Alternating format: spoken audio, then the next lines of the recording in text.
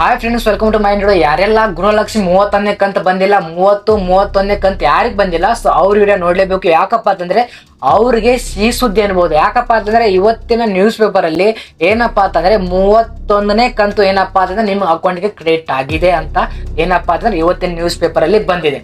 So ಯಾರಿಗೆಲ್ಲ ಏನಪ್ಪಾ ಅಂತಂದ್ರೆ 31ನೇ ಕಂತು ಅಮೌಂಟ್ ಬಂದಿದೆ, ಸೊ ಅವರು ಏನಪ್ಪಾ ಅಂತಂದ್ರೆ ಒಳ್ಳೇದು. ಬಟ್ ಯಾರಿಗೆ 31ನೇ ಕಂತು ಅಮೌಂಟ್ ಬಂದಿಲ್ಲ ಏನ್ ಮಾಡ್ಬೇಕಂತ ಸೊ ಇವತ್ತಿನ ವಿಡಿಯೋದಲ್ಲಿ ನಿಮಗೆ ಹೇಳ್ಕೊಡ್ತೀನಿ. ದಯವಿಟ್ಟು ಯಾರಾದ್ರೂ ನಮ್ಮ ಚಾನಲ್ ಹೊಸಬರಿದ್ರೆ ನಮ್ಮ ಚಾನಲ್ ಸಬ್ಸ್ಕ್ರೈಬ್ ಮಾಡಿ, ಜೊತೆಗೆ ವಿಡಿಯೋ ಲೈಕ್ ಮಾಡಿ, ಕಮೆಂಟ್ ಮಾಡಿ ಯಾರಿಗೆ ಅಮೌಂಟ್ ಬಂದಿಲ್ಲ.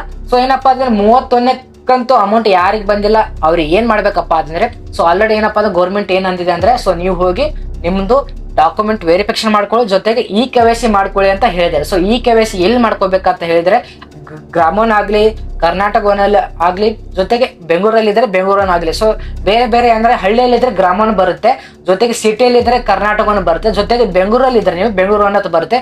ಸೊ ಮೈಸೂರಲ್ಲಿ ಇದ್ರೆ ಮೈಸೂರು ಅನ್ನೋದು ಬರುತ್ತೆ. ಸೊ ಇವೆಲ್ಲ ಕೇಂದ್ರಗಳಿರುತ್ತೆ, ಅಲ್ಲಿ ಹೋಗಿ ನೀವು ಏನಪ್ಪಾ ಅಂದ್ರೆ ಗೃಹಲಕ್ಷ್ಮಿ KYC ಅಂದ್ರೆ ಬಯೋಮೆಟ್ರಿಕ್ ಇರುತ್ತೆ. ತಂದು ಹೊತ್ತಿ ಅವ್ರು ಏನಪ್ಪಾ ಅಂತಂದ್ರೆ KYC ಮಾಡ್ಕೋಬೇಕಾಗುತ್ತೆ. ಸೊ ನೀವೇನಪ್ಪಾ ಅಂತಂದ್ರೆ ಅಲ್ಲಿ ಹೋಗೋದಾಗಲ್ಲ, ನಮಗೆ ಮನೇಲಿ ಕೂತ್ಕೊಂಡು KYC ಮಾಡ್ಬೇಕು ಅನ್ಕೊಂಡಿದ್ರೆ ಸೊ ಅದ್ರ ಪರವಾಗಿ ಒಂದು ವಿಡಿಯೋ ಮಾಡೋದ್ರೆ ನಾನು ಮಾಡ್ತೀನಿ. ಯಾಕಪ್ಪ ಅಂತಂದ್ರೆ ನಮ್ಮ ಹತ್ರ ನಾವು ಆನ್ಲೈನ್ ಹೇಗಿದ್ರು ನಾವು ಏನಪ್ಪಾ ಅಂದ್ರೆ KYC ಮಾಡ್ತಾ ಇದ್ದೀವಿ. ನಾವು KYC ಯಾವ ತರ ಮಾಡ್ಬೇಕಂತ ಏನಪ್ಪಾ ಅಂತಂದ್ರೆ ನೆಕ್ಸ್ಟ್ ವಿಡಿಯೋದಲ್ಲಿ ಹೇಳ್ತೀನಿ.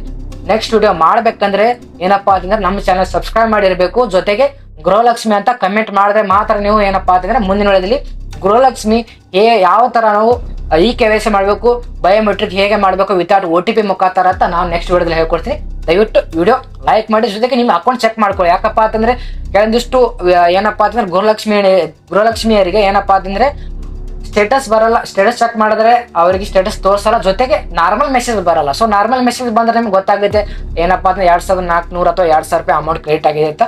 ಬಟ್ ನಿಮ್ಗೆ ಮೆಸೇಜ್ ಬಂದಿರಲ್ಲ. ಅದಕ್ಕೋಸ್ಕರ ಬ್ಯಾಂಕಿಗೆ ಹೋಗಿ ನೀವೇನಪ್ಪಾ ಅಂತಂದ್ರೆ ನೀವು ಅಕೌಂಟ್ ಚೆಕ್ ಮಾಡ್ಕೊಳ್ಬೇಕು ಫ್ರೆಂಡ್ಸ್. ಸೊ ಸಿಗೋಣ ಮುಂದಿನ ವಿಡಿಯೋದಲ್ಲಿ. So thank you so much.